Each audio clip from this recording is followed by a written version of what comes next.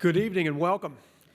On behalf of the Briscoe Center for American History, I'm here to say that we are delighted to have you here this evening for an evening with S.C. Gwynne, author of Empire of the Summer Moon, which has become a smash bestseller. So we look forward to hearing from Sam tonight. Interestingly enough, in the book, in the bibliographical note, Sam writes, I was extremely fortunate living in Austin to be able to avail myself to the astounding literary and archival materials at the University of Texas libraries, especially the Dolph Briscoe Center for American History, which,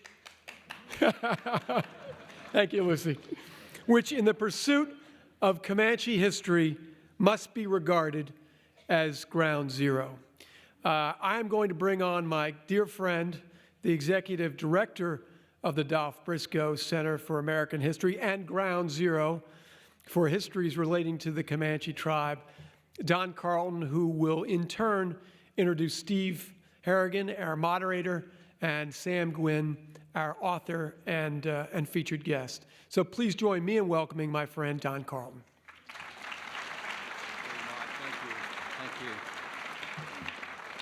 Thank you, Mark, very much. Thanks to all of you for coming out tonight to witness another joint venture of the ULBJ Library and the University's Briscoe Center. I started to say joint adventure, Mark, but I guess it's more of a joint venture. We have a real treat for you tonight, something very different from our usual focus on politics, although we do know that very little in life is actually free of the political and certainly the history of the violent clash between Europeans and Native Americans that played out from the very beginning of European settlement in the New World until the end of the 19th century was really chock full of politics. We'll hear more about that from Sam Gwynne, our special guest tonight, whose magnificent book was published by Scribner's last fall to much acclaim.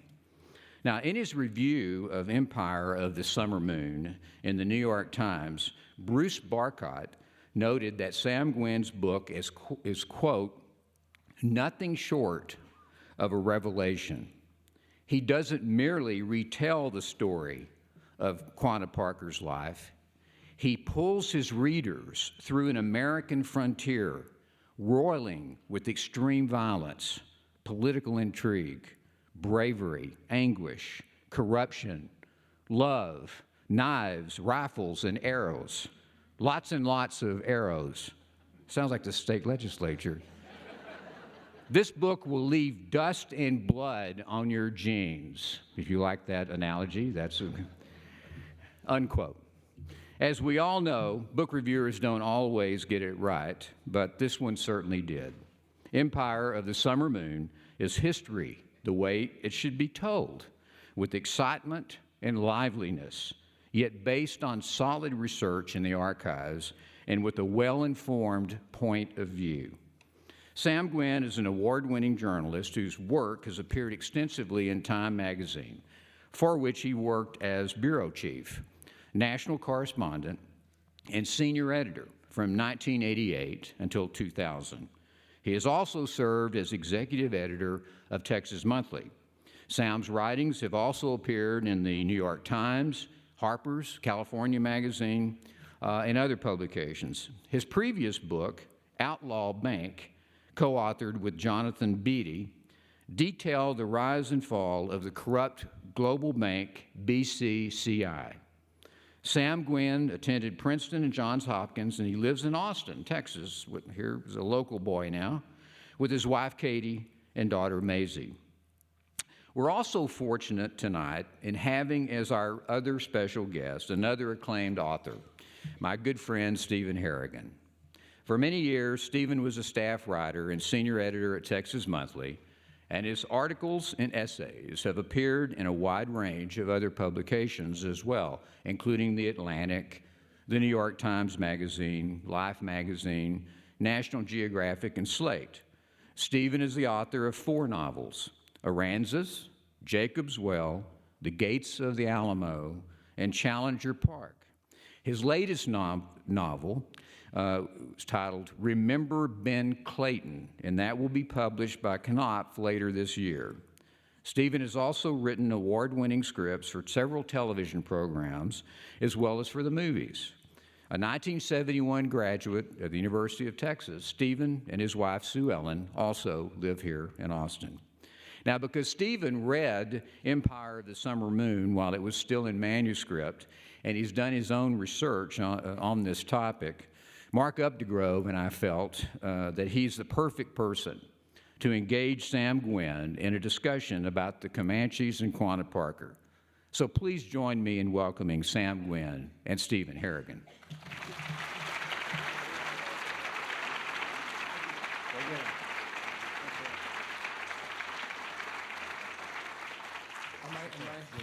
I'm here? No, you're here. I'm here, okay. We'll get it right. Gotta get the arrangement right. We should check the mics first. Can everyone hear us all right? No. Can you hear me? All right. Is this better? Okay, maybe I'm just mumbling. Testing 1, 2, 3. Yeah, definitely. I'm on. I'm All on right. for sure. Thank you all for coming tonight. This is a real pleasure for me to get to talk to Sam at some length about his book, which I read and admired a great deal. And I'm not the only one who feels that way. Sam, you had the cover of the New York Times Book Review, which is the most sought after real estate for an author. You had, you're a finalist for the National Book Critics Circle Award. You won the TCU Award, the Oklahoma Book Award. You're a finalist for the Carr P. Collins Award from the Texas Institute of Letters. I looked you up on Amazon, which I'm sure you never do yourself, and noticed that there were 189 reader reviews, adding up to 4.5 stars. That's a pretty good ratio. So it's clear to me that you've really touched a nerve with this book. And I guess my first question is, what nerve did you touch? Why there have been other Quanah Parker books and other Comanche books, but this one is really special. And do you have any insight into why it's become such a big hit? It's an interesting question, Steve. I mean, I was once at a book club where I gave a talk, and somehow the book club, book clubs are smaller and they're more intimate, and you get into more of the exchange. And we spent about 45 minutes talking about this subject, and everybody had theories. There was one theory, and this is interesting because I didn't intend it to be this way, was that it was revisionist in some way about the frontier. And I'm saying now what other people have told me, but what they've said is they said, look, there was this impression I had maybe from books that were done in the 60s or something, perhaps the Bury My Heart at Wounded Knee era kind of books, that Indians were victims. And this kind of overwhelming sense that they were victims, and they were always victims, and the Trail of Tears and so forth. And the Indians, of course, were victims. Ultimately, they were all steamrolled by the Western movement of the American Empire. But, to portray a tribe this powerful, this brutal, this ruthless, if you were, that themselves had in fact been engaged just as white Americans were in the subjugation of Native American tribes for hundreds of years. I think on some level, that surprised people, I think. I mean, I don't know if it struck a nerve, but I think it surprised people. This idea that Indians were not just only victims. And in fact, if you go back and you look at the early years of the Choctaws or the Chippewas or the Chickasaws or somebody, they weren't victims originally either. So I think that was that would be one component of it. I think another component was one of the things that you and I were talking about at lunch the other day was that how many of my readers of this book are women. You would not necessarily automatically expect that, in kind of a blood and guts Western with lots of military history is automatically going to appeal to female readers, but certainly some, but maybe not all. But I think partly the nerve was the family itself. That I told a story of the rise and fall of the Comanche tribe, but inside that story is a smaller story, a very intimate story of a little 9-year-old girl who gets taken from her family and then in fact builds her own family with the Comanches and is forced to adapt to alien cultural environments twice. So I think that in some ways it may have been the that combination of the big sweep, epic sweep of history, with something much smaller and more intimate. And that I think that either the small and intimate version all by itself or the big epic sweep all by itself probably doesn't work that well. Yeah, well, I want to talk about both of those elements of the book because the emotional story of Cynthia Anne Parker and Quanah Parker is embedded, as you say, into this giant narrative about the Comanches themselves. And let's start off talking about the Comanches. Everybody thinks they know who the Comanches are and were back in those times, but give us a little brief summary without destroying the readability of your book. The reason the Comanches were so compelling to me, and when I first encountered them, many of you here have probably read Walter Prescott Webb, who's a wonderful writer, I think. He's a workman-like writer, but he's a wonderful writer. And he wrote a book called The Great Plains, which in it had, I believe it wasn't even a full chapter, but it was a subchapter. And it had this thesis embedded in it that was not his. It was actually, I think, Rupert Richardson's from the 30s. But the thesis was that, it was the thesis that Richardson called the Comanche Barrier.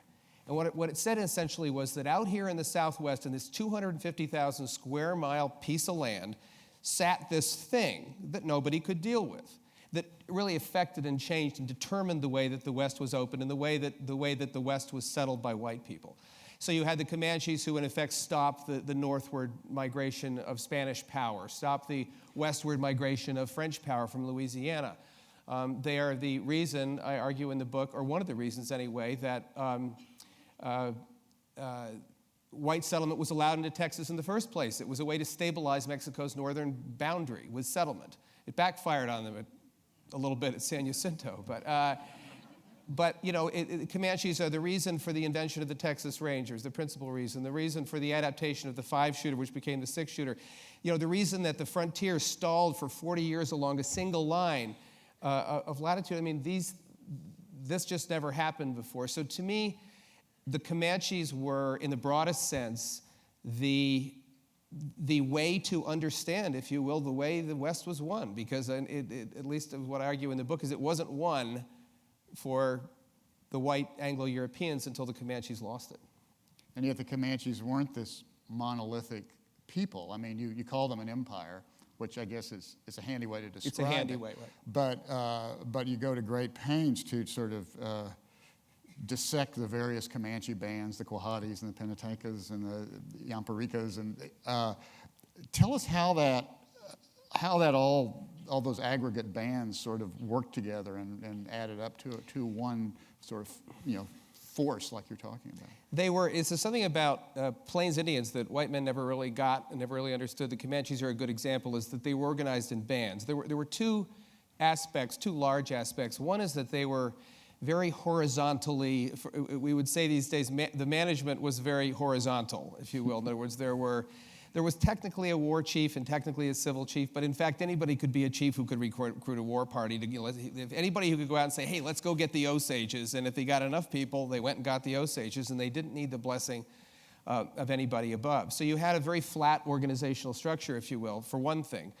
And this confused white men because they always thought there was a big chief up ahead of everything. But in fact, not only was there not an absolutely powerful big chief within each band, you had a bunch of bands. Most historians agree that there were 5 major ones as of the time the white civilization encountered the Comanches around in the 1820s and 1830s. These bands it was a really interesting organizational structure because they were just kind of affiliated. They were, back to the corporate model, they were affiliates. They could, members of bands could cross into other bands relatively freely. They never fought against each other. They more or less respected each other's terrain. The Comanches were, in that sense, this extremely democratic, extremely stripped down kind of form of government that rose above certainly of the level of the primitive hunting band, but not that much above the level of the primitive hunting band. They were a stripped down power, and as they themselves became more powerful, this worked to their benefit. And one of the things I argue in the book is that, this structure, which was really without hierarchy, allowed the Comanche male, not the female, but the Comanche male to be it's kind of astoundingly free. I mean, you could do what you wanted to do. You could affiliate with this band, the Yamparikas, or you could affiliate with the Quahadis, Quanah's band, or the Panatikas, or whoever you could. You had your choice. You could, if you, like Quana, became a successful war chief, you could recruit your own war parties and go to Mexico or go get the Navajos or do whatever you wanted to do. So it was this kind of amazingly free model of civilization. And it created a fairly distinct culture. I mean, there were similarities, of course, with other Plains Indians and other Native Americans, but when we read in your book and in accounts of captive narratives and battles, ferocity. There was a certain level of ferocity that you don't encounter that many other places. I mean, Texas was a really nasty place in those years. And do you think it was their culture grew out? I mean, reached this kind of attitudinal thing because of the way they were nomadic. Warfare was a way of life for them by necessity, or was there something else? That was my sense. My sense is that Sparta is the obvious point of comparison, but only broadly. But I mean, Sparta, where military success at some point begins to breed upon itself, and where you can see this happening, particularly, after their conquest of the Apaches, you see that social status in the tribe begins more and more to be related to that, and that's really I think the shift. You see that if social status relates to military exploits and military conquest, at some point during or immediately after the final conquest of the Apaches, this was a militaristic society, and they were so good at it, so much better than everybody else at it, that it really determined who they were. And I think it also stultified them. I mean, I don't think Sparta isn't famous, as far as I know, for producing fabulous art. And, the Comanches also were, I think you see them as they move toward a martial culture. They're certainly not moving any closer to anything that we would call the higher civilizations, like agriculture and priest castes and sophisticated, multi-layered clan systems and all these things that you see in the tribes that were sort of more sedentary or more civilized, as we would call it, but civilized in quote marks. But yeah, I think they became kind of the Spartans of the plains, and that was who they were. Spartans with horses. With horses, yes. And that technology, as historians call it, is just crucial to the story of the Comanches. I mean, you described that so well in your book. It totally changed who they were in just a generation. The taking up of the horse, or the discovery of the horse that Europeans brought to America. That's my favorite. In a way, it's my favorite part about the Comanches is that they figured it out. Although the wonderful mystery, I guess, is how they did this, because you can take a snapshot of at a given point in time, and they didn't have the horse. Certainly, they didn't have the horse before horses showed up in Santa Fe. And then you can take a snapshot of them later as the world's greatest horsemen, and nobody could match them. And Europeans are saying this is the greatest light cavalry on earth, and white men saying they've never seen people do this with horses. And that includes breaking, breeding, riding, stealing, every conceivable hunting, everything you can do with a horse. And to me, I kind of love it in a way, because it's all of that great meeting between the horse and the Comanche. And this is a tribe that, as far as anybody knows, based on where they were and how big they weren't a terribly effective tribe. I mean, they existed. They were primitive hunter-gatherers. But that great transformative meeting of tribe and horse, when the tribe begins to understand, it begins to figure out that it can do this, that it knows this better than anybody else. It's invisible to history. No one will ever see it. All you can see is the snapshot of them, or if you will, sort of a sense of what they were before, and a very clear sense of what they were after. So I love just the whole, as you say, horses technology, and it was technology on the plains. And as I explained it's funny, but I think a lot of people have a sense that the horse was always here. You know, it's kind of the whooping kind of befeathered Indian, you know, circling the wagon train is such a cinematic image from Hollywood. I think a lot of people believe, or have a sense anyway, that Indians always had horses. And of course, no white men saw anything like a mounted warrior, Native American warrior, until they hit the plains. So it was an entirely different experience of trying to fight Indians. When you were fighting, instead of sedentary tribes who were agricultural from the east, you had nomadic tribes who were mounted in the west, and it changed everything. So that was a transformative moment in a cultural and militaristic way for the Comanches. But the transformative moment personally for Cynthia Anne Parker and for her son Quana and her other son and her daughter happened in 1836 at Right. Parker's. Can you tell us, again, without spoiling the narrative of the book, can you give us a little bit, those of us who don't know the story? Well, it was a raid, and on the face of it, it was just like an Indian raid, and in fact, it was the kind of Indian raids that Comanches had been raining down on other tribes for a long, long time. So it was, and in raids, you had a couple of goals. You wanted to get horses, absolutely. You wanted to get captives if you could. Captives were good. You wanted to get any kind of booty and treasure you could get. So it was a raid on the Parker's Fort. But what happened to it, and I'll get in a moment to what actually happened to the people inside Parker's Fort. But what had happened was this clan of semi-crazy Scots-Irish people, and I say semi-crazy because, you know, it's, I might, let's say, alone be willing to go out on the frontier all by myself, surrounded by Indians, and put a homestead there. And maybe I would even be crazy enough to have my wife go do it when there's literally no defense of any kind, no security forces, nothing to help you out there. But I would really stop, even if I were willing to do that, at bringing the entire family and all my children out there. But the Parkers were part of this vanguard, this kind of folk imperialism that moved west, and they built a farm out there, in effect. Well, they built a fort too, but they built a farm that was really the farthest point. If you had to chart the absolute farthest point on the American frontier, on the plains frontier, that was where it was.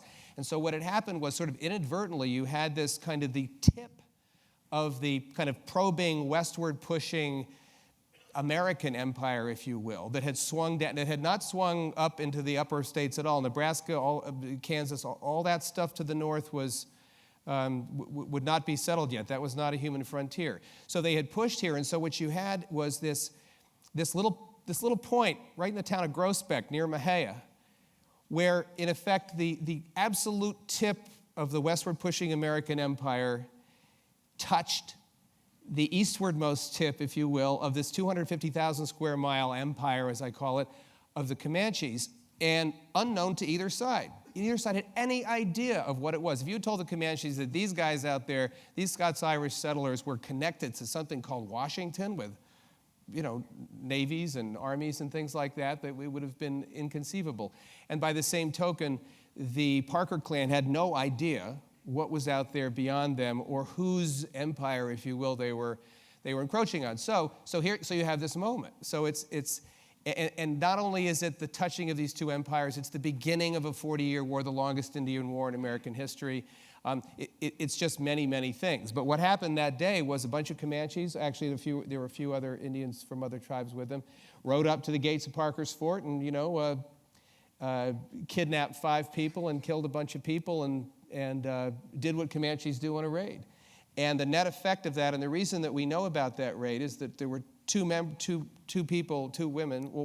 one young woman named Rachel Parker Plummer, who was taken, who wrote about it in a very famous diary, and Cynthia Anne Parker, who was 9 years old at that point, and who became, who disappeared from the point of view of the Parkers anyway into the great vast wastes of the Great Plains, never to be seen again.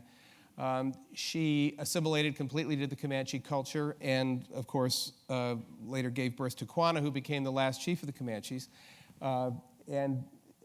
So that moment, if you will, it sets in motion all those things. Cynthia Anne becomes famous once for being taken, twice for being the white squaw who refused to return, the third time for being the mother of Quana, and the fourth time, well, actually the third time for having been recaptured by Sul Ross and and being unable to fit back into American society.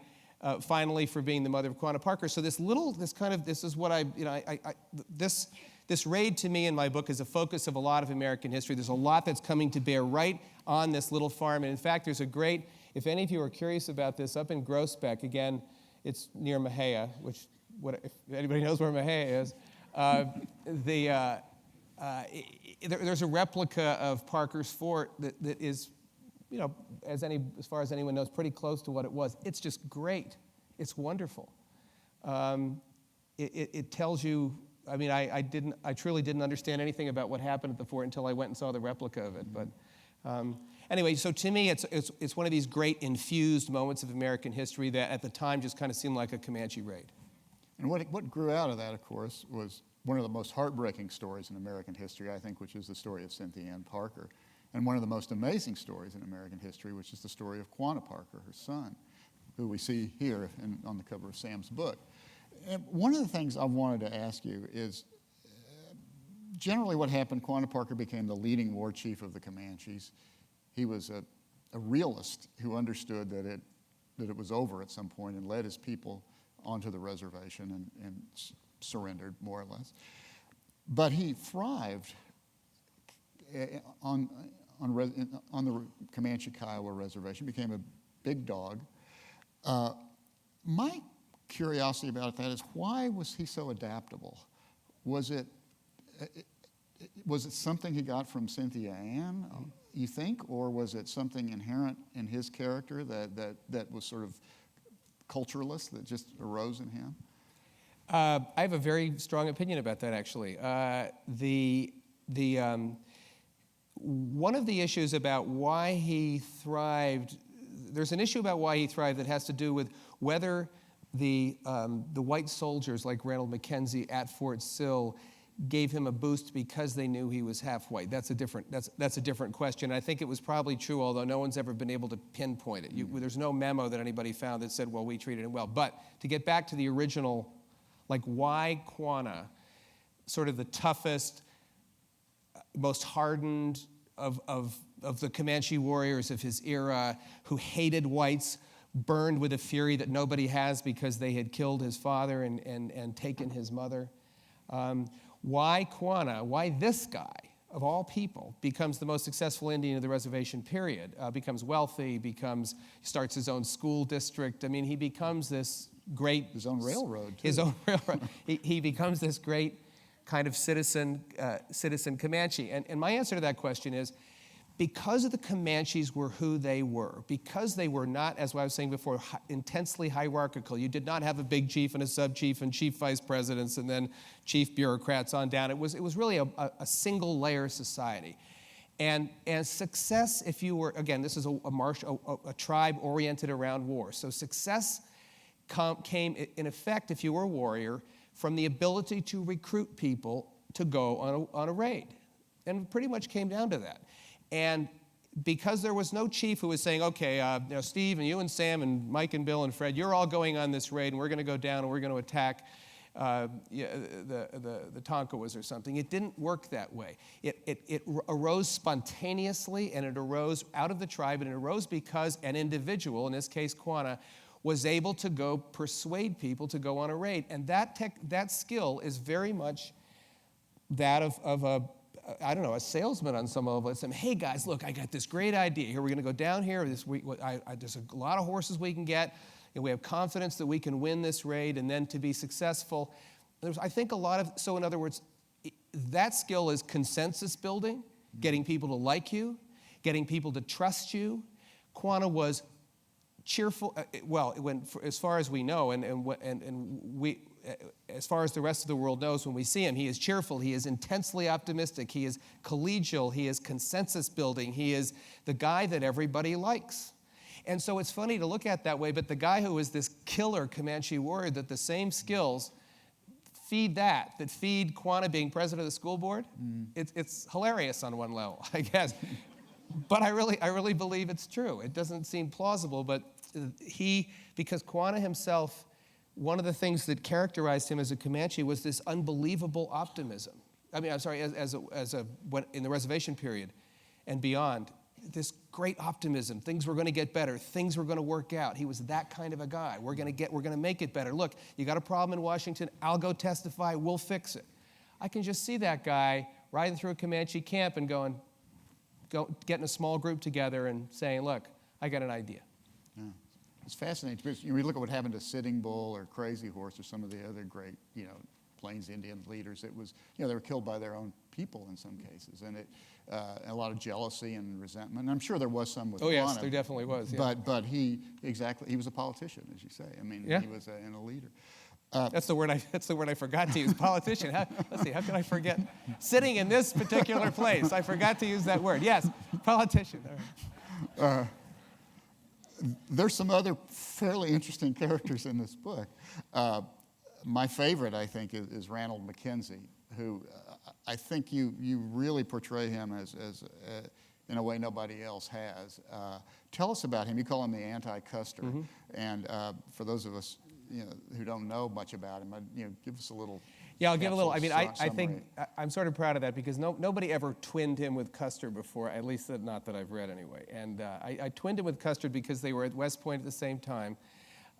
They were just complete opposites of each other. I mean, Custer was this flamboyant guy, bottom of the class, world record for demerits. Mackenzie was kind of dark and inwardly turned, and a good student, and that they were. And yet, every step of the way, they were both incredible heroes during the Civil War, and they were promoted both with astonishing speed, faster than almost anyone else in the Union Army. They were, it was interesting, and they fought at the same battles. It was curious that when Custer lost at Little Bighorn, the person sent out to clean up his mess was Mackenzie. It was Mackenzie to whom Crazy Horse surrendered. And Mackenzie was just one of these guys who there's several of these in my book. Jack Hayes is another one, who they just somehow miss being household words. I mean, Custer is, in effect, famous in failure, and Mackenzie is absolutely unknown in success. It was Mackenzie, you can argue, to some extent Nelson Miles, I think, but who really taught Americans how to fight Indians, and his record of fighting Indians is astonishing. And what happened to him is he came to power just at the end of really or just before the reservation period. Like Quana, they both did. They both came to power as very young men just at the end. Mackenzie was just one of those characters, this kind of irascible guy, difficult to get along with, moody, but quite brilliant. And as I say, it's amazing to me that Custer can be so famous considering his performance in the West, and that Mackenzie can be virtually unknown. And as I think we're going back to something you said earlier about the book hitting a nerve, I think most Americans have never heard of Ranald Slidell Mackenzie, period, never even heard of him. You can certainly argue he's our greatest Indian fighter. The people have never heard of Jack Hayes, the greatest ranger. These were, I think, things that were revelations, certainly to me when I wrote the book, but I think to the average person who isn't already a kind of a Texas history buff. Yeah, and I think for many Texans, those names are obscure at best. And one of the things about your book I like so much is that for many Texans, the geography is obscure as well, or unnoticed. You can drive from here to Lubbock, and you can go up the Cap Rock, and never know what happened there, or see these places. There's a lot of non-scenery in Texas. That's so true. That's so true. But all those little pockets of sort of aridity and nothingness are filled with just this amazing history that you detail in your book. And, it's just, I think, reading it is a revelation that way, because not only do you discover these people that you didn't really know existed, you discover a landscape that you never really understood as well. The landscape is one of the heroes of the book. It's one of the main characters in the book. And on some level, this book is about my love affair with the land in Texas west of I-35. I mean, sometimes it takes Yankees to do these things. I hate to break the news to you guys, but, the Yankee comes down, right, and goes, wow, man, look at that, Paladero Canyon. I've never seen anything like that. And you drive up on that road from Amarillo to Lubbock, and you go, look at this. This is like the ocean. There was so much to me about, or the hill country, and the gorgeous limestone streams of the hill country. There was so much to me about Texas that was a revelation. So to me, writing this book was in a way, was a way for me to indulge in my love of this landscape, and I really do love this landscape. And there's a lot of it too is that and as I say, that my book grew out of one paragraph or two paragraphs in that Walter Prescott Webb book that I read 15 years ago. But that book was about the Great Plains, and the plains, in effect, are one of the major characters here. And it's interesting, if I give a book talk or somewhere at a book festival in New Jersey or Florida or something, you really have to explain to people, what we're talking about here.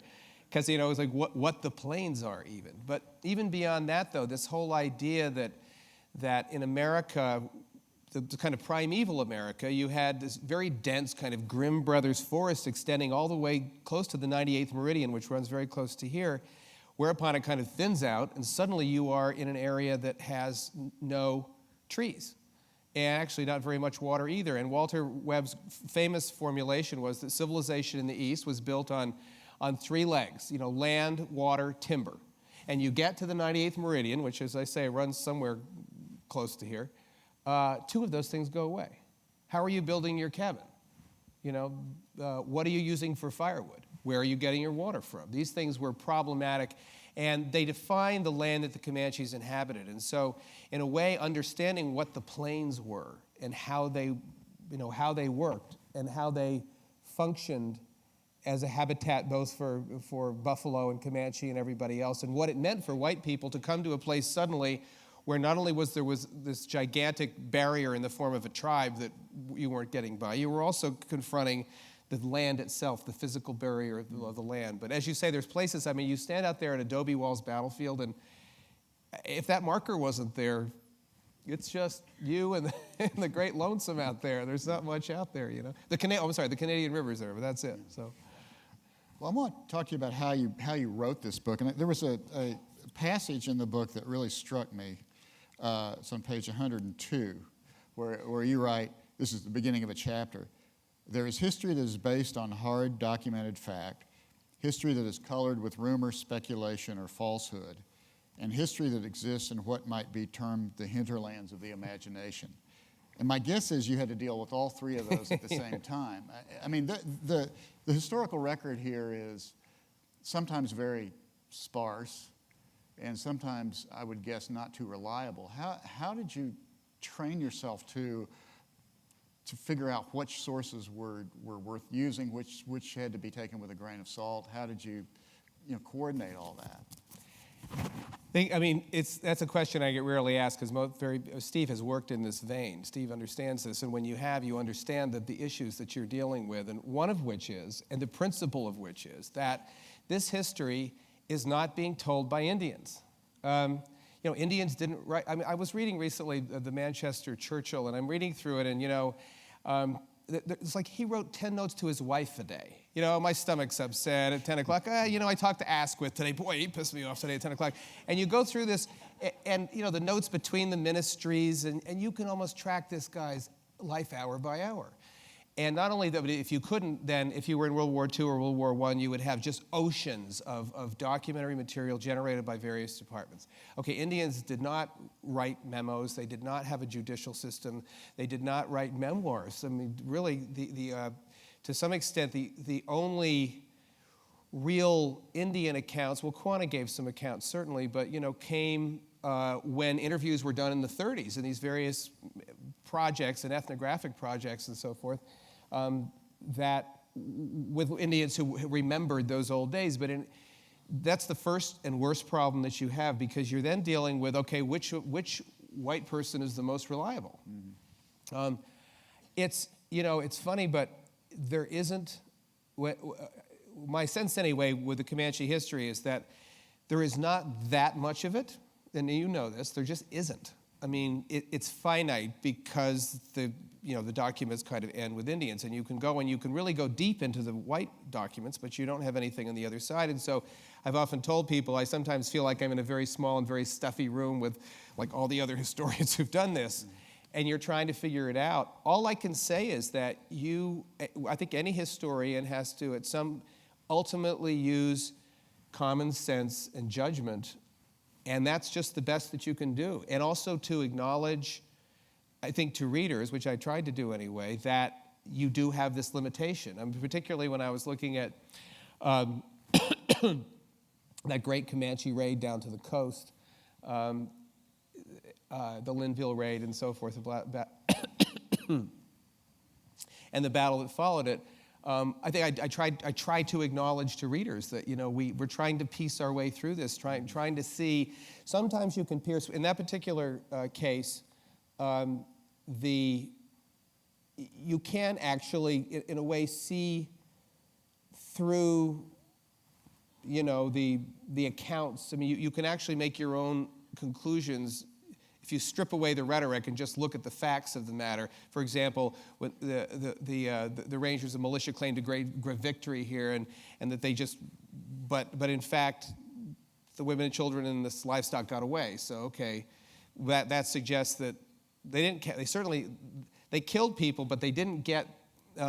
My theory is that this was partly a screening action by Comanches to block the retreat of their women and children, because they were all traveling together in this particular raid, and their livestock, but most of which got away. So you would think, well, okay, on that level, at least that worked. Mm-hmm. And that comes through nobody wrote that, but the facts dictate that. Anyway, I think it's a problem for any Native American historian, and I faced it like everybody else, and you just kind of do the best you can. I mean, I hate to say that, but it's, I personally came, in most cases, to a point where I really thought that what I was writing was very, very, very likely to be true, and to this extent that I could defend it. But you were faced not just with the kind of blankness of the record from the Native American side, but the prejudicial record yes. from the Anglo side as well. And how did you navigate that? Because there's a lot of emotions that were running pretty high during this period. All you can really do, I guess, it's sort of like the way, like the judicial process in a way, and I'm sure you've done it yourself, which is you absolutely must, if you're looking at San Antonio in 1836, you cannot use only the Mary Maverick account. It's a great account, but you can't. But in other words, all you can do is get as many accounts as you can and line them up next to each other, look at the larger context, and make a judgment. And I think that's all I can tell you. It's one of the characteristics. Again, let's take San Antonio in the 1836 as an example. There weren't a lot of journalists out there, as in none. I mean, there are real limitations on what you can do when you don't have kind of a daily record being done. Anyway, I just that's all I can say the historian's mandate is to get as many sources as you can, line them up next to each other, and make your best judgment. I mean, that's really all I can. And it is tough because some of that stuff, for example, in the Will Barger book, which I'm sure you've read, which is a kind of a story about Indian depredations, some of those are just wild and crazy tales. Nelson Lee's account of being with the Rangers is the first half of the book is fictionalized. So it's all over the place, and I think it's waiting for you if you're just going to say, look at Nelson Lee's account and go, oh, I'm just going to take that, then you're dead. Yeah. So. Well, you weren't an historian until you wrote this book, right? Right. No. So you're a newspaper guy and a magazine guy. Yeah. Before this, now so you were teaching yourself how to be an historian. Yes. And I know this feeling. How did you go about it? I mean, did you start doing the research the way you would do it as a magazine writer, or did you adopt some other technique? No, in fact, I ended up.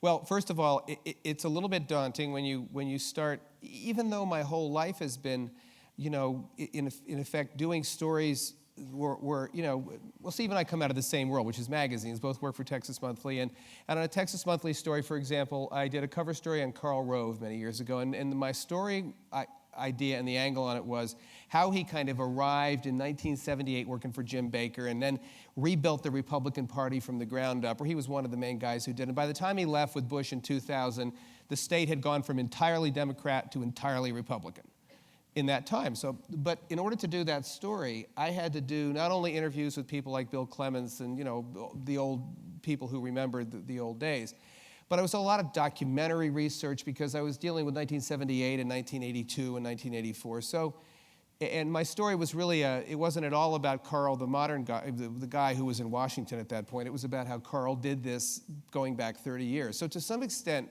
and I've written a lot of stories like that, to some extent, as a journalist, I've been dealing with the past. But of course, going back and dealing with 19th century or the 18th century in Spain really is an entirely different thing. And, you know, I guess all I can say is that I guess when you write your first history, you teach yourself to do it. I really do feel, and I mentioned this to Don, but I really do feel fortunate that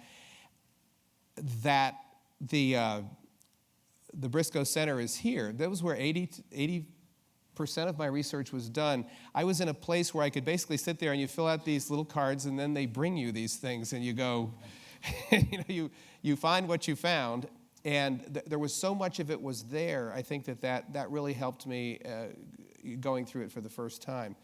But to answer your question, I also concluded at some point as a magazine journalist that I could never be the kind of guy who goes off and spends 3 years reading everything and making little bitty notations and then squirreling it all away and cross-indexing it, and then 3 years later kind of, you know, in front of the, you know, computer, sit down and with a blank screen, okay, with my 3 years of research behind me, I don't think I can do that. And so what I concluded, and I think this is probably unconventional for a historian, is I basically I read my 100 books that I needed to read, just the background books. And then basically I just went chapter by chapter by chapter. You know, and if I encountered something that I didn't need in chapter 2, I would indeed file that away with cross-index cards back for chapter 16. But I reported, wrote. So I would go up to, you know, wherever I was going to go. It was, I did the research in Oklahoma and West Texas and here. I would research the thing, I'd come back and then write it. And then go back and research and then write the next chapter. And I think for me anyway, it lent a freshness. I was very, very close to my material all the time. I was never a long way away from it, and I think that worked for me. But I don't know, would you guess that very many historians operate that way? Probably not. I wouldn't think so. I think, you know, there are different kinds of historians, but I think that teaching yourself as you go along is often a good way to do it. But you know, you make it sound a little easy when you're talking about, you know, writing this chapter, going out, reporting the next one, writing it. But it's, as anybody here has tried to write a book knows, it's the structure of a book that's the killer. Right. And how did you find the structure of this book, and how did you know that, you know, what the next chapter was going to be and the next chapter after that? I think the structure, it's interesting you asked about that. The structure, I think, is the key to the success of this book. And it was, when I first started writing it, I had this idea, I think, that I was going to kind of write a James Michener book, you know, where, you know, we start back in the mists of the dawn of time, you know, and we move inexorably forward, you know, in the great arc of whatever, and the land migrations, and then the something, and okay, finally we get to the Parkers and we get to the Comanches, and then along that same arc, again, kind of a James Michener approach. And I thought, that was my first idea of the way to do the book. And then I quickly realized that I don't know that people were going to sit through the first, you know, 400 pages of that book. And so what I decided to do was to literally alternate chapters. So we have there's two narratives here. One is rise, arc, and fall, our arc of the rise and fall of Comanches as a tribe, which takes you from, you know, the early days in the Wind River Mountains through the Spanish and the horse and so forth to the end, the reservation period. And then the second and parallel plot was the Parker family. So this is Cynthia Anne and her family and the Parkers Ford and that whole drama that goes on. And so the key revelation to me as a book was structural. It was that you could basically alternate chapters and keep it rolling. And when I first gave my editor my first 10 chapters, I wasn't sure at all that it worked. My first question was, does this work? Do you mind going from like 1742 with the Spanish doing something and God knows what with the Comanches to, out in the plains with Rachel Parker Plummer or somewhere with Cynthia Anne, and then back again? I really didn't know. And he was not only happy, extremely enthusiastic. He says, boy, does that work. So that was the key. And then once I had that idea, then the actual chaptering of the book, because I've got to alternate. In a way, it solved itself. It wasn't, once I had figured that out, and it had to both alternate and move forward in linear time. Mm-hmm. So in the one story, you're starting 1836 at the fort. In the other story, you're starting whenever, back in the Wind River Mountains in the 1500s or something.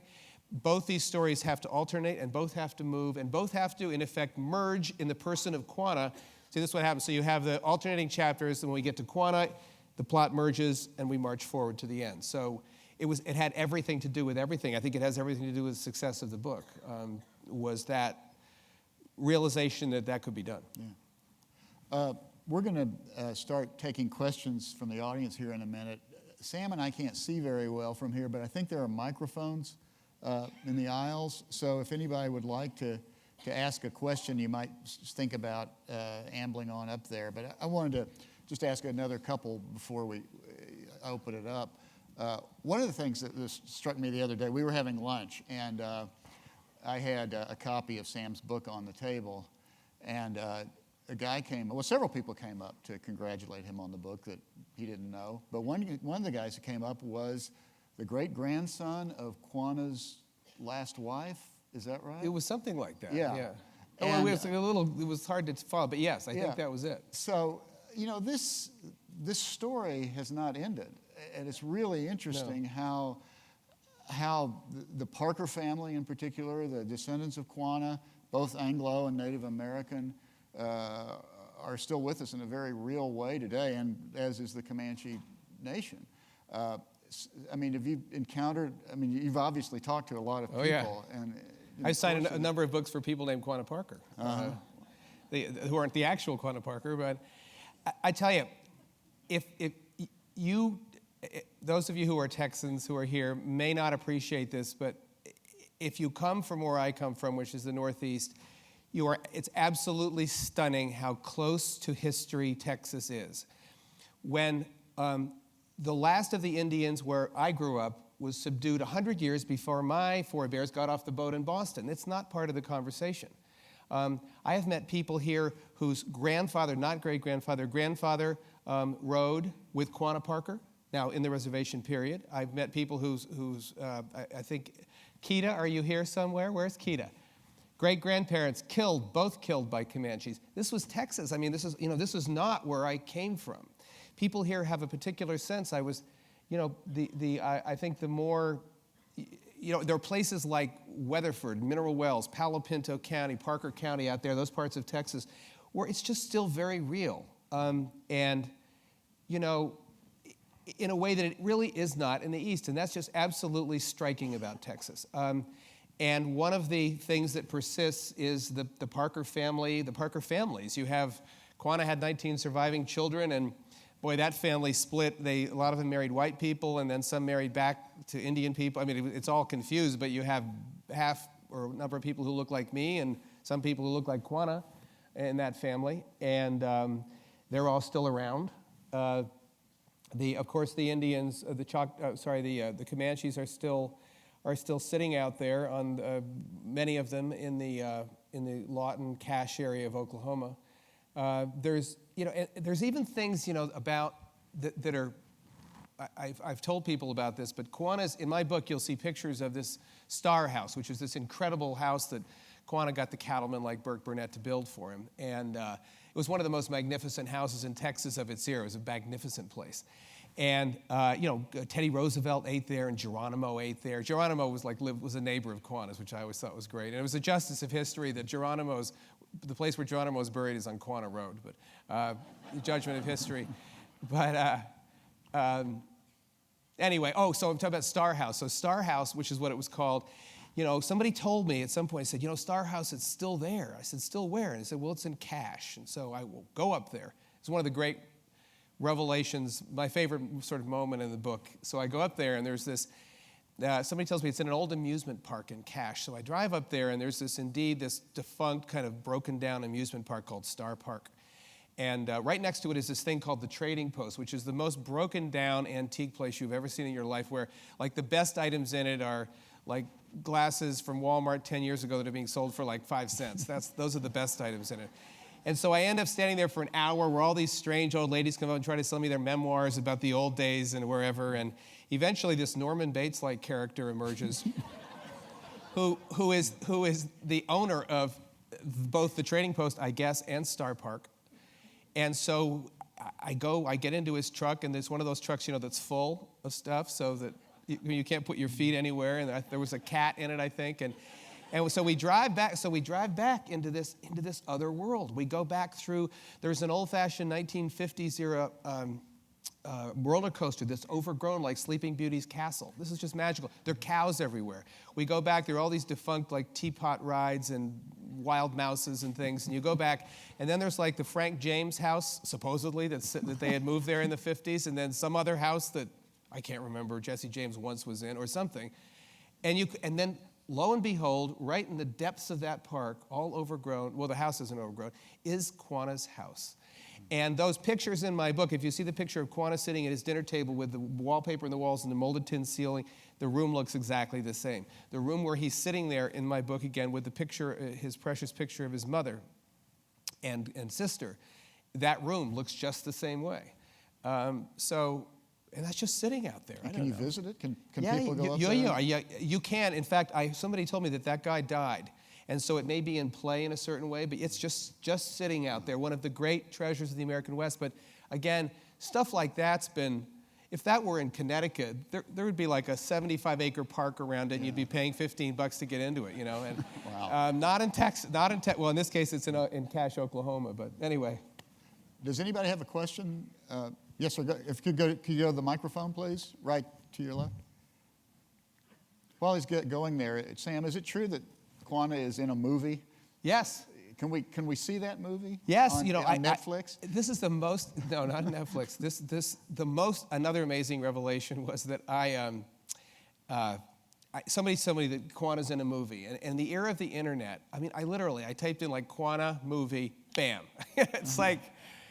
Some society in Oklahoma City has this, and so I sent away for it for $9, I think it was, and I get a video of the bank robbery. The first two-reeler Western, 1908, is shot in Cache, I think, and Quana plays a role in it. At some point, he's in a carriage. Another point, he rides toward the camera, and there he is. There he's. Anyway, yet another one of these. There were just moments like this. There was a moment when I was in the Briscoe library. I remember when I was just reading some old, it was just old letters, and of course the Briscoe Center has a lot of things in it that are just like the Ransom Center. You got to wear the white gloves, and they bring you out the special cradle for the book and everything. And at some point, I remember a bunch of brand new Confederate currency just came fluttering out of whatever. I was like. What? Fun moments of research. So, sorry to keep you standing up there. I'm interested in the name Quana, where that name came from. There is a town in Texas, of course, named Quana, and I wonder if there's any association to that. It was named for him, and the name, according to the Comanche's version of that, is it means fragrance or odor. There's theories that was because he was born in a bed of flowers. There's another theory that it was the kind of the negative side of odor, that it came out of a childhood nickname as in stink, that in Joella Powell Exley, in her book, very good book, Frontier Blood, puts forward that thesis, which I think is an interesting one. And no one really knows, but I think either way it's an odor. Either it's a good odor or it's a bad odor. The reason that Exley's theory could be true is that when Quana was growing up, when he had been orphaned, he was a half-white orphan, which really wasn't a good thing to be. And so he had to struggle. And Clearly, at some point, he was bigger and stronger and meaner than everybody, and those problems went away. But that nickname, if that's indeed what it was, came from that area. But the Comanche version is that it means fragrance. I think we have a question over here. Yeah, two-part question. Do we know how Mackenzie got his intelligence about where the Comanches were? And the second part is, what in the world possessed Quanah Parker to attack adobe walls with a bunch of buffalo hunters who were well-armed? How close did they get? Well, let's see. So the first question was, what was the first Where question? did Mackenzie get his information? Is that Oh, right? well, allegedly he just strung some Comanchero out on a wheel. That was nobody. That's there are a few sources on that anyway. That he got it. Let's say the Comanchero was made to feel unpleasant. I'm not sure what they did to him after they strung him out on the wheel. Oh God, what was it? What the other question was? How close did the yeah. did Quanah and his Well, remember. why did they attack adobe walls when Right. it was for Remember, though, if the guy who owned adobe walls had not had advanced intelligence of that attack, it would have the white men would have lost it absolutely, and they would have lost it very quickly. He got advanced intelligence. Now that's a good question. How the buffalo hunters? Well, he in this case did know. What was coming. Militarily speaking.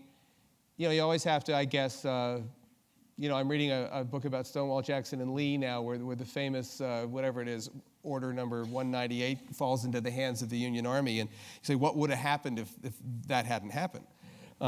But I don't know. I mean, militarily speaking, the raid should have worked, except for the fact that somebody found out about it. Once it was there, once they were inside those houses, I don't know. Did Quana know, or did the Indians, could they possibly have understood what kind of arsenal those guys had? Because they had an arsenal that was almost unequaled in Western history, just by chance. The number of big 50s that they had, those big, powerful, the Billy Dixon, the famous shot, the mile-long shot. I don't know. I can't really fault. I mean, Isatai was sort of crazy, but besides that, tell him who Isatai was. Isatai was the at the moment of the attack, Isatai was naked and painted yellow and sitting on a horse, and had told them that they would be invulnerable to bullets, I think. So everybody, starting with the Cheyennes and then ending with the Comanches, decided that his magic wasn't any good. But and Isatai's name translates to? Oh, let's see. Can I? Okay. You can't say it. You could say it politely. Well, we could say coyote vagina. I think that's what or wolf's vulva. I mean, it was one of those. Comanches all had these names like that they were. I won't do Buffalo Hump, but yeah, read my book to find out what Buffalo Hump's name was. And it was not Buffalo Hump. Trust me. Okay, changing gears, sir. Well, this would segue into how did you learn the Comanche language that you picked up? I was much interested in your translations. Yeah, I didn't learn the Comanche language, and I didn't know. I didn't. What I did was I relied on a couple of books that went into it in some detail, and whose people I respected. But learning the language was beyond my capabilities. Yes, sir. You go into the relationship between Charlie Goodnight and Quanah Parker. And there's a story that I've heard where Quanah and a few of his braves go out to Charlie Goodnight's ranch, beg him to give them a buffalo, Right. And then there's a buffalo hunt. It's not in your book, though, that little vignette. How come you didn't put it in there, and what's the true story? No, it is in my book. The Quana begs, basically, and other people beg no, it is in my book. They beg the authorities at Fort Sill for the right to go on a buffalo hunt. They want to be able to go out again. And it takes them a while, but eventually they trust them. They say, okay, you can go out. And so they go out and they end up in Paladuro Canyon. And as I describe it in my book, to the great and astonishing shock that a white man owns it, which was news to them. And then there's all that unpleasantness where they confront him and he confronts them and Quana, and there's that moment of great conflict. Anyway, it's the origin, it's the foundation of the Goodnight Quana tale, and the relationship grows from that first meeting. I guess that's 1876. But anyway, check it out. It is in there. Well, there's different versions of it.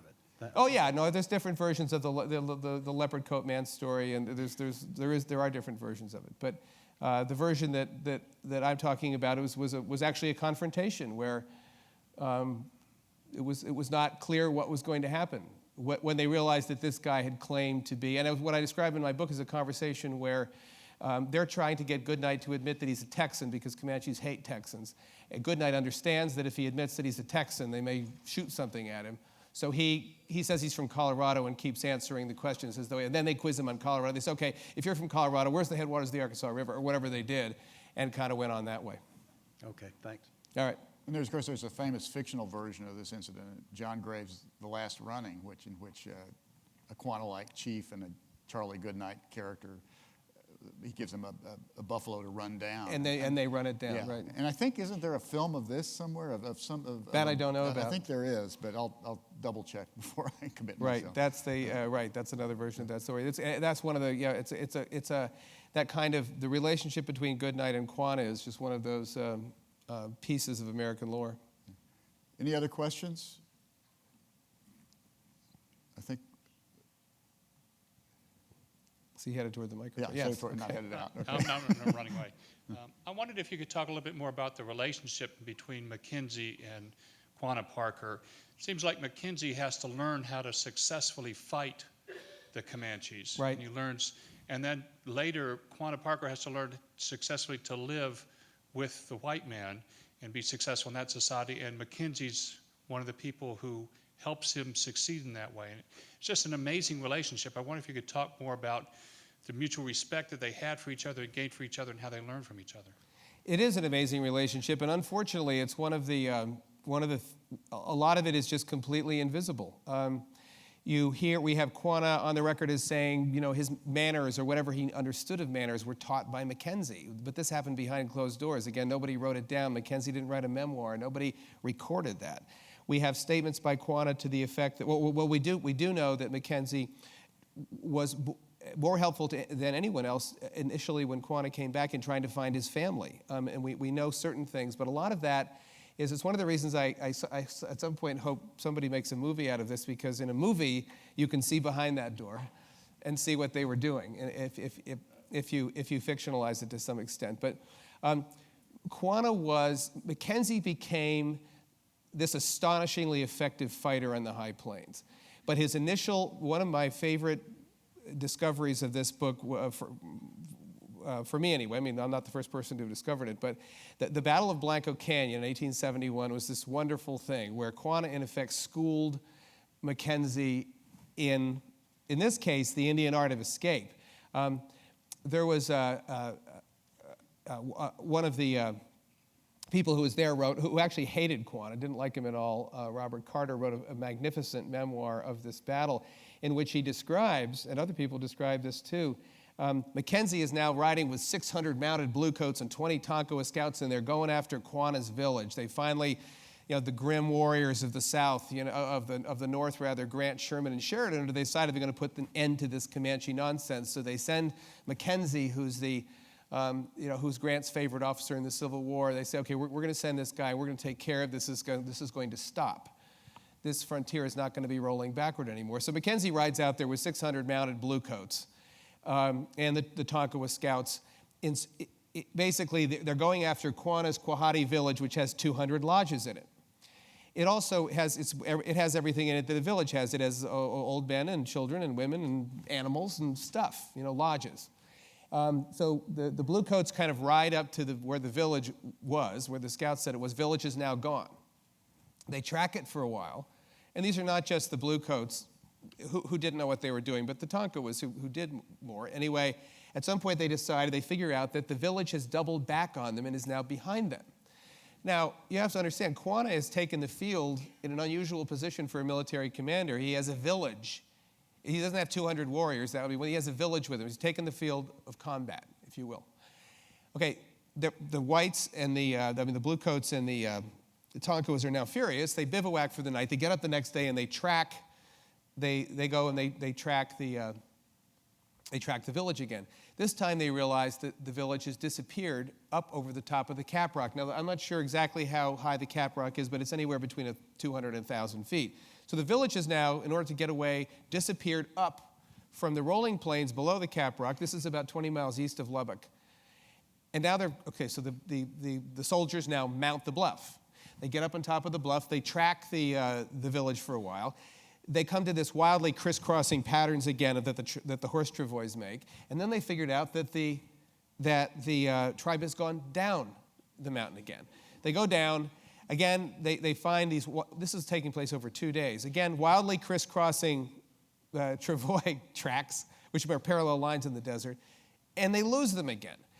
Eventually, they figure out that the thing has now gone back up. I'm not making this up. This is an account of someone who does not admire Quanah, so he's not giving him any points here.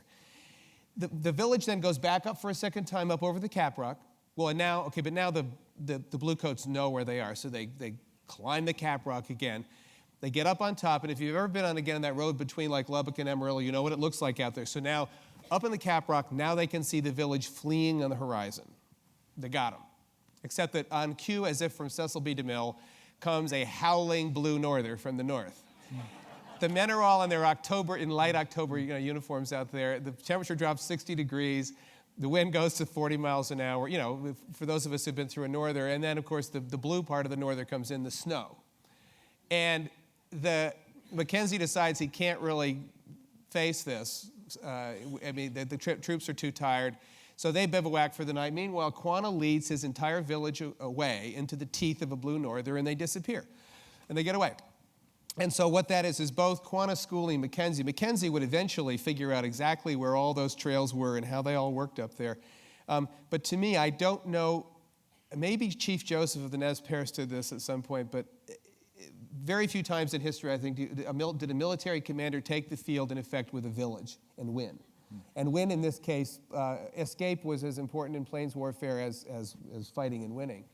And anyway, I'm sorry for that long-winded story, but it was, if ever there was a story about Quanah, it was that one. And again, it was told by someone who did not admire him. So the guy was saying, well, okay, these guys are geniuses on some level. We've got time for one last question. And by the way, they are making a movie about this, with Larry McMurtry and Diana Osana writing the screenplay. Ridley Scott's production company? Yeah, Ridley Scott's production company. Yeah. Sir. Yeah, and the director is Scott Cooper, who did Crazy Heart, and the studio is Warner Brothers. So Larry is supposed to have a script by June.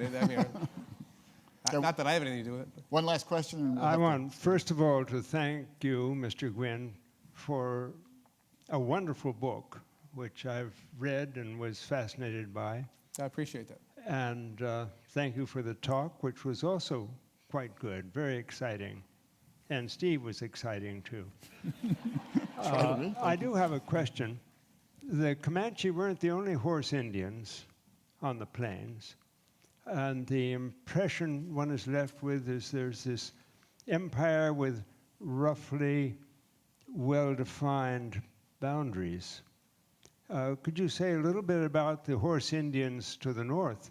Right. Were there other empires? Sure, you could certainly argue that the Northern Sioux, who were very powerful and were also mounted. You had the Indians who came, the foot-bound Plains Indians who came in the possession of the horse and became really good at it, are household names as a result. I mean, we're talking about Sioux, Cheyenne, Arapaho, Kiowa, Blackfoot, Comanche. I mean, we all know those names, right? The reason we know them is they were the dominant horse tribes.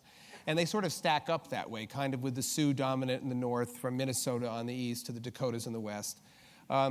They were, the reason that, I mean, one, I'm writing about the Comanches and not the Sioux, but one of the big differences between the Comanches and the Sioux, and one of the reasons I argue that the Comanches were the most powerful, and powerful in the sense that ability to influence history, I guess, the human civilization was all on the southern frontier, where the collision was between Comanches. There wasn't even a collision of really any kind with the Western Sioux, for example, like the Oglala, until 1854, and that was strictly military. There weren't people. There wasn't a frontier pushing forward there. And so you had, in a sense, you had all the action on the human frontier, if you will, considering Oklahoma was full of relocated Indians, was happening in Texas and in Oklahoma and on these plains here. But absolutely, there were horse Indians. They were powerful. They were dominant. Again, we're talking Arapahoes, Cheyennes. You had southern Arapahoes and southern Cheyennes. There was a kind of a line of demarcation that was fought over intensely in 1840, a line roughly, I guess, north of the Arkansas River, fought over by Arapahoes and Comanches. So it was the boundary of Comanche was not necessarily static, but one of the reasons that its northernmost component pretty much, that it pretty much stopped at the Oklahoma northern boundary, what is now the Oklahoma boundary, was because of those other horse tribes who were powerful and had carved out their own empire. But I also point out that when the Comanches acquired the mastery of the horse and they challenged everybody else for the part of the plains that you would have wanted. The richest of all the Buffalo Plains were the Southern Plains. And my thesis is that the most powerful military tribe not only contested for it, but got it. Okay, we'll have to leave the discussion there. Thank you.